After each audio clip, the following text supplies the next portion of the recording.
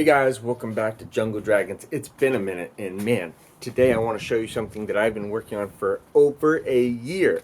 I've been working on it for a long time, and I mean, this project, I could say, goes all the way back to my first construction, which is this giant enclosure, which I call my breeder den. It's modular, which means each wall can be disassembled and stacked up, which is kind of cool. Okay guys, I'm beating around the bush because I want to build suspense. This video is not about that enclosure. No, it's not about this enclosure either, which is the first one I ever made, which I just call my skinny tower. And, you know, it's just for getting one chameleon out. Here's the big hidden. All right, I'm going to go the other way around so that I can show you what I really want to show you last.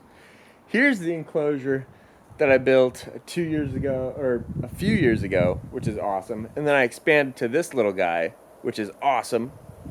Their plants, the plants in here are just doing phenomenal. And you'll see I'm slowly getting twin wall polycarbonate walls so that you can see through it into the inside, so you can see the plants. They're just going bonkers. And now that it's warming up, you'll see the Nepenthes pitcher plants are starting to go nuts. I mean, this one's about to start vining, and this one's about to start vining. And, you know, I love my plants a lot, not quite as much as my chameleons, but I get angry at my chameleons because sometimes they'll climb on stuff which is not supposed to be climbed on, and they'll ruin a beautiful pitcher. See, that pitcher got climbed on for sure, because there's no reason it would have folded like this otherwise. But I can kind of fix it by doing that. Anyways, hi, this is Griselda. Here's an awesome Tillandsia air plant that's going bonkers. Some random little, I think there's a Nepenthes sanguinea. Anyways, enough showing off. This is old news. Oh, by the way, my Mist King system, I've expanded it a lot, and it's going off right now. And I just want to show that you can get an inline sediment filter for your Mist King systems, which is just awesome. Because now I don't have to worry about having to replace all my nozzles and stuff pretty much ever, because the sediment that might be in this line is getting cleaned out. Just awesome stuff. Okay, all right guys, I think this video is already stretching on long enough. It's 5 minutes, so I'm gonna finally show you what I've been working on for over a year, and it's finally done. And this is what I call the Chameleon Hotel. Boom. Chameleon Hotel is a mega greenhouse structure as well to keep it warm for panther chameleon types. But best of all, the inside is specialized for chameleons. It is no longer just a greenhouse like my other ones, where, you know, I've got a bunch of like bars for hanging plants on and a nice misting system. No, it's actually specialized for the chameleons. Why? Because look at that, it's partitioned. So I haven't finished, unfortunately, the bottom two here, but I've got the door here and I've got the entire upper floor done except for the vegetation. The vegetation is coming now, but you know, the Mist King system is working. I've got some orchids in here. I've got some umbrella plants. Boom. Here it is. So it's got a nice high ceiling, and the chameleons are currently taller than I am, so they feel a little pretty comfortable being in the high enclosures. So I think that's really awesome. You get to feel high off the ground. Yeah, the misting is working quite well. And I'm going to be creating more partitions so that the chameleons can't see themselves quite as easily, see each other quite as easily, by getting more of this fern bark little mini wall, which hopefully I'll mount orchids on. But it also just creates a nice visual separation for the chameleons so that they're not looking at each other, and yet there's still some airflow there. So I really care about the airflow because the plants are going to want the airflow, and so will the chameleons for their health. But they don't want to see each other all the time, you know? As everyone here knows probably by now, chameleons are quite reclusive animals. They do not want to see each other just because of the same species They are perfectly happy not seeing each other unless they want to breed, you know. So they're happy just doing their thing.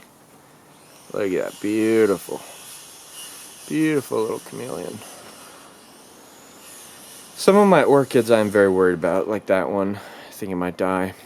These ones hanging on by a thread, but I think they're about to make a big comeback because I just got a more of a perfected enclosure for them. So anyways, got a bunch of pothos down there ready to vine out. It's one of my pets. This is Kinky. He did not get the greatest of the great colorations, but I kept him because I broke his tail somehow. I don't know how, but he ended up with a broken tail. There.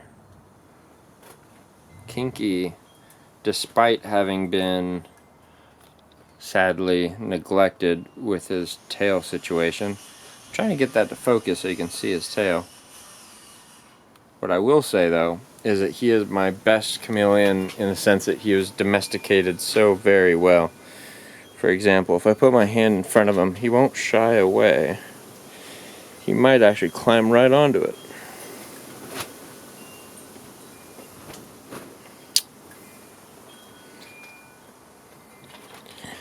Let's see. Wanna come out, Woody? Come on, let's go. Come on, buddy. I'm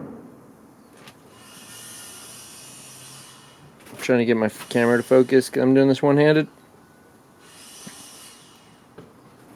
Come on, buddy. Let's go.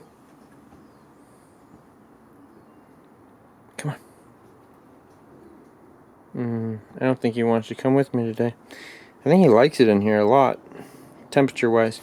I mean, a lot of the time, if I'm in my house with the indoor enclosures, which are not nearly as nice or warm or any of that, he'll like almost jump onto my hand, which I might have already made a video about.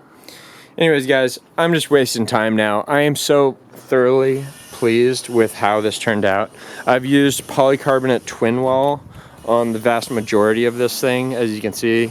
The roof, the whole front, the whole back. The sides are not, and that's because I think I want to cut holes in them to have permanent airflow. So I'm still using 4mm painter's tarp, basically, which is super cheap. You can get 25 feet of it for literally like $30. So for $30, you can get like a crap ton of this stuff. It's very cheap in regards to other materials that you might use for a greenhouse. So it might not sound cheap, but it is about as cheap as it can be. Yeah, so anyways, guys, thanks for watching. Let me know what you think about this current project I'm on. Sorry about the noise. My neighbor's building something too. He's got a big shed back there. Yeah, so I'm just super excited and pleased to have this finally assembled. It's looking awesome, and the humidity and heat is just so on point. I'm just really excited. So anyways, guys, thanks for watching. Have a good one.